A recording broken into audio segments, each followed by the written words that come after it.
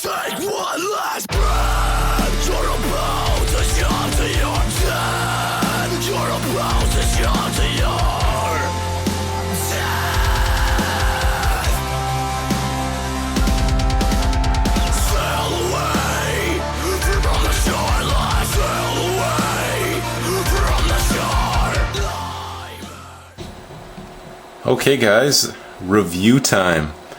It's been a while since I've posted a knife review, and this is going to be a Spyderco review of a knife that I've owned for 2 months, about 2 months now. Maybe just going on 3, about 2.5 months. I've carried it literally every day since I've gotten it, which is more than I can say about any other knife that I've owned, and this knife has been nothing but a solid performer and just a absolute pleasure to own. It's a finely crafted Spyderco specimen, and if you are one of the guys that were lucky enough to get one of these knives, you know what I'm talking about. So, the model we're looking at is the C81 CF Paramilitary 2 carbon fiber S90V.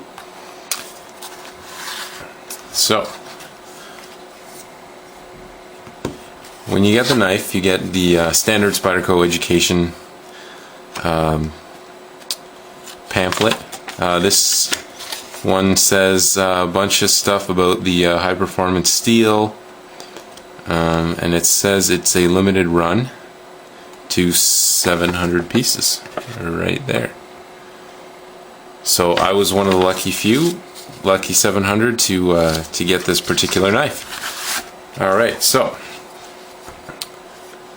this is a awesome blade, and all you paramilitary owners know that this is by far one of Spyderco's best knives as far as ergonomics,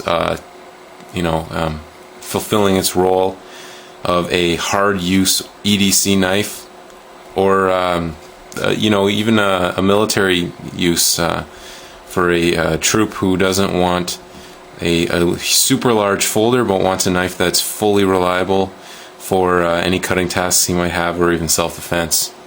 But my role of this knife is specifically everyday carry, but this knife excels at that.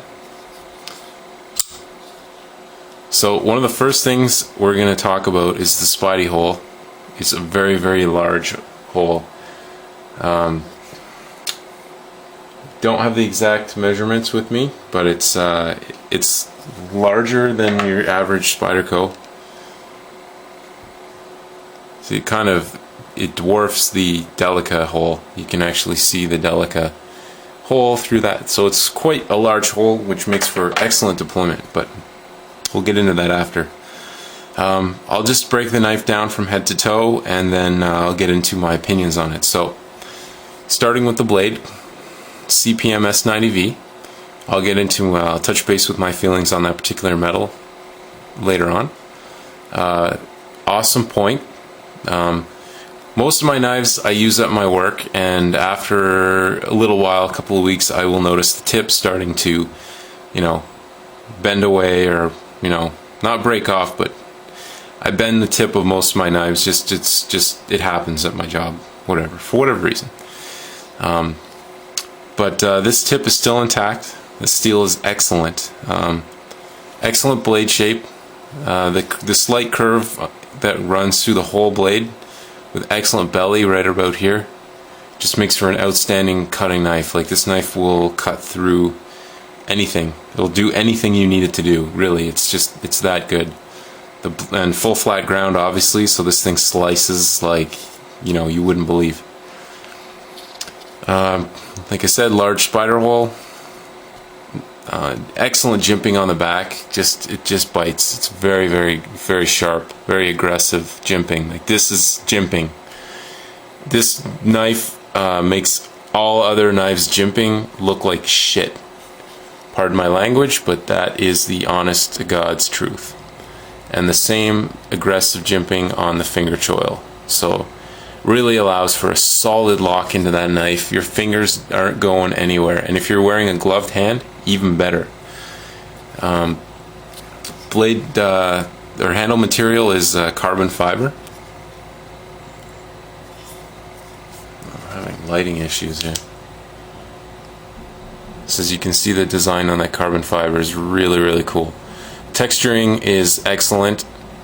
I don't have any other Spyderco G10 knives aside from Persistence, and the G10 on the Persistence doesn't really have that aggressive of a feeling, but the texturing on this is just excellent, outstanding. Very, very functional, as well as it looks great. It's got a very good appearance. It's very elegant looking in person. It's a full flow through design. It really only has the one pillar here, and then the extra large lanyard hole acts as a pillar as well to support the end. And I actually use a lanyard on mine, and I'll just show you how easy. This is paracord, 550 paracord, with it still has the innards inside. Fold it in half. Bam, through. Slides through nice and easy for a nice lanyard. Very, very awesome. I wish more knives had this, but it's just some designs can't take that. Take the side, like it doesn't work. But with this knife, it works. A regular standard Spyderco pocket clip, but it's mounted right to the tip. Same with this side, and you can mount it on all four sides of the knife for left or right-handed carry. I have it for left-handed carry as I'm left-handed. Liners inside are milled. They probably could be a little bit more milled, but they're really nice. Like on the side with the compression lock, there is only the bottom corner milled, but on the top, the other half, I'm not sure if I can see this, get the good angle. It's milled out in two spots up here and the same spot down here. Hopefully that shows up on camera good for you guys. There, it's a little bit better of a view. You can see there, and right there, but not right here. But that's okay. The knife actually doesn't weigh that much. It's 3.75 ounces, but it really doesn't feel it because it is balanced. It's balanced right about here, and which makes for a very comfortable knife. It feels very nice, when you're moving it around, you're using it, you're working with it. It really is a great knife. It does not feel like 3 ounces because all the weight is perfectly distributed through the knife, and it's balanced excellently. This is just an outstanding design by Spyderco. Torx construction. Torx screws are perfectly flush mounted with the knife. Flawless, as well as the pivot screw. Both sides. Like when you rub your finger over it, you don't even feel it. You feel the inside, the little hole for the screw bit to go in, but that's it. You don't even feel it. It's just your hand just flows right over it. It's very, very nice. Excellent quality control on that. Compression lock design. This is the first knife and only knife I own with a compression lock, but it is a very nice locking mechanism. For left-handed people, not so much, because when you're holding the knife in your hand, if you want to engage the lock, you need to hold it, 2-3 fingers on the back of the knife up high, and your thumb. So if you slip with your thumb, it's just the knife is going to come right off and hit the ground. So generally, I close it with my right hand. But for right-handed people, thumb on one side, 3 fingers on the other, finger on the compression lock, and you can just close it. You can open it that way too if you want. It's almost like an axis lock where it's addicted to play with. It's very fun. but it's an excellent lock. It has yet to fail on me, and the lockup is very, very good.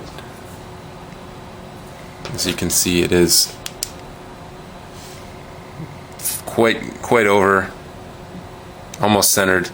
Very good.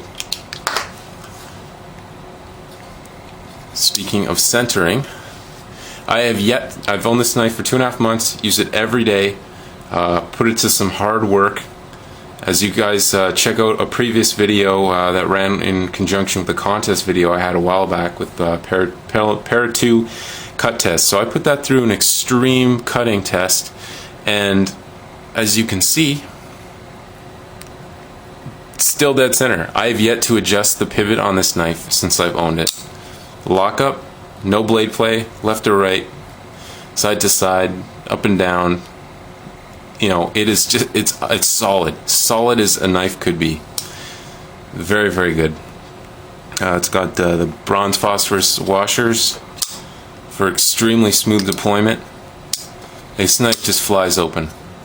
It's fast, it's fun. With such a large spider hole, you can very ever misfire on the deployment. It works excellent for left and right hand.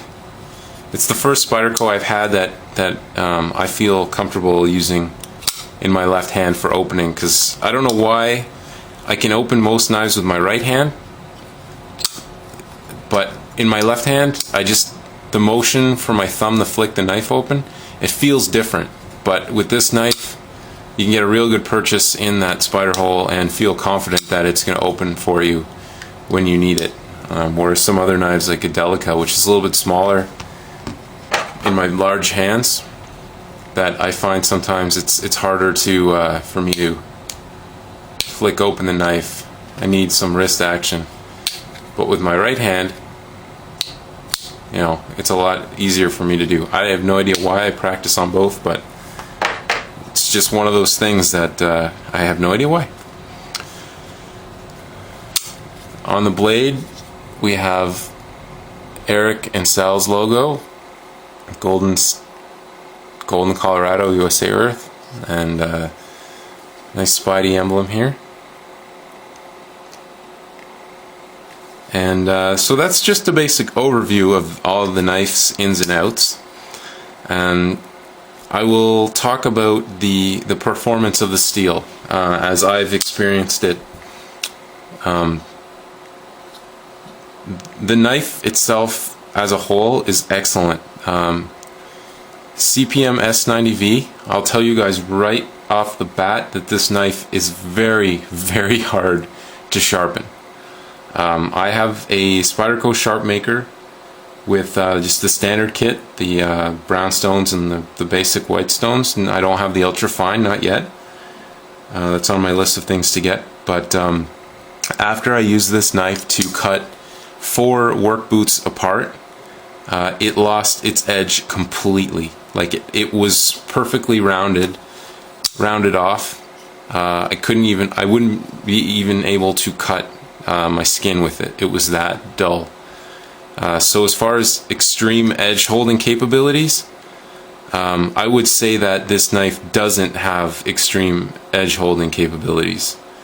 For day-to-day use, yes, this knife can not go sharpened for a few weeks, even no touch-ups as an EDC blade. But for a work knife, this knife needs to be touched up almost 3 or 4 times a week, after being used several times a day in a hard use work environment, heavy cardboard cutting, strapping, rope, all that stuff. This knife needs to be touched up regularly. It may be a super steel, but it doesn't really act like it in certain situations. As far as the cutting leather and stuff like that, if you were using it for that, it would go dull after a daily use. But that aside, daily regular EDC tasks, even when this knife doesn't feel sharp, it still has an edge, and that edge can still cut very well. It may not be able to cut paper smoothly, but it can still slice smoothly in almost anything. And the you know, the nice sharp tip. Tip's always sharp, which is nice. So it, you know, for penetrating or stabbing, you know, which I don't do with this knife, maybe for penetrating cardboard and then slicing down, because I do have some extremely heavy gauge cardboard at my work, and I will bring a sample home one day, and I will I'll use a few knives for a cutting demo on that. But that aside, the steel is an awesome steel. It does perform. It's an extremely well performing steel. It's just extremely difficult to sharpen. It takes a long time. So far in my experience with the sharp maker, with the brown stones, the coarse rods, these ones, I need to do approximately 50 to 100 passes on each side, so the corner, then the flat first. Then I need to do another 50 to 100 passes on the white rods to get that razor edge. And if I had the ultra fine stones, I'm sure another 50 on those, 50 to 100 to get it to back to factory sharp. Because when I got it from the factory, it was terrifyingly sharp, to put it at that.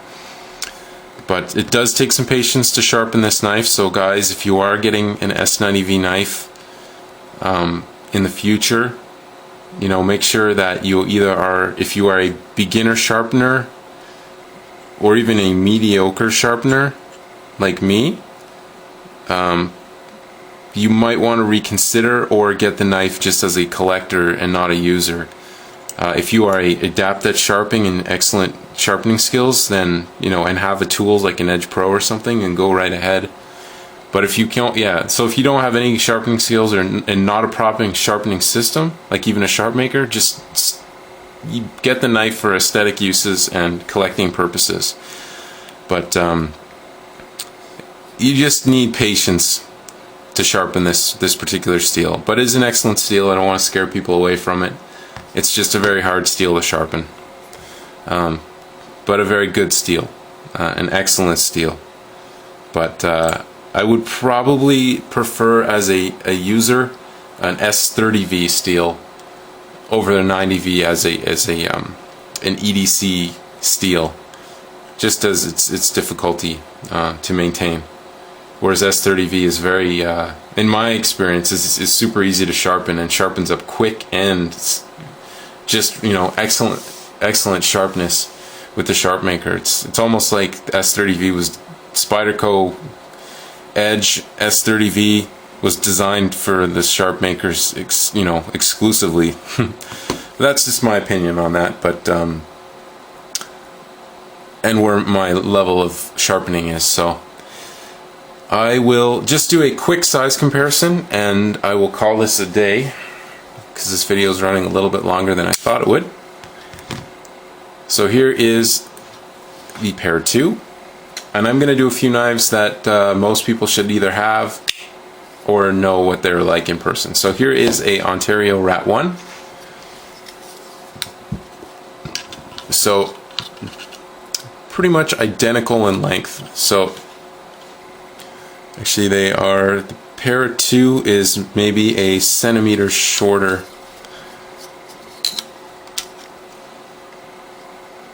And yeah, so it's about a centimeter shorter, the Pair 2. So the Rat 1's a big knife.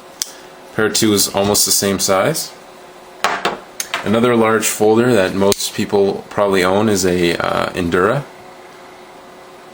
The Endura is actually substantially larger. It's about an inch larger than the Pair 2.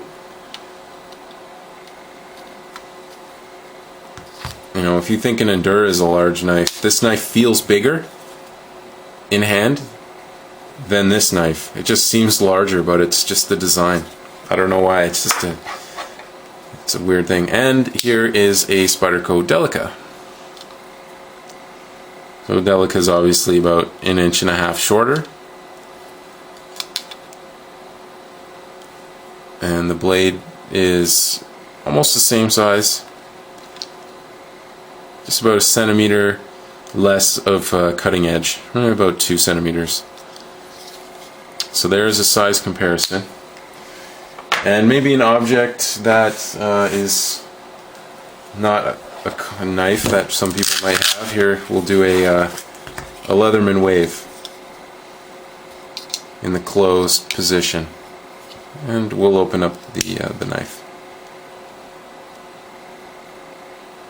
Alright guys, so there you go, there's a size comparison. If you want to see a cutting demo on this knife, just refer to a previous video of mine. In the heading you will see Para 2 cut test, and check that out.